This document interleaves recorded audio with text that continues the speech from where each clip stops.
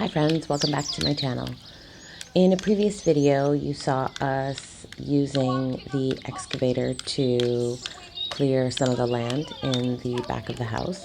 And now that we have multiple piles of brush and debris and a lot of rotting wood, we decided that we were going to burn it.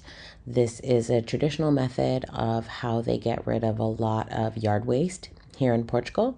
So I went down to the fire station and I requested a fire permit, which is €2, very reasonable cost, and it is valid for 5 consecutive days. So I let them know that we were going to be burning on a day that there was no wind, and then a few days later there was a rainstorm, which was ending up being a lot of help because the piles ended up getting so hot and burned so fast that there were so many coals. Even though you put the fire out with a hose, it would still continue to burn internally. So that rain was really helpful to just shut everything down once we burned it all.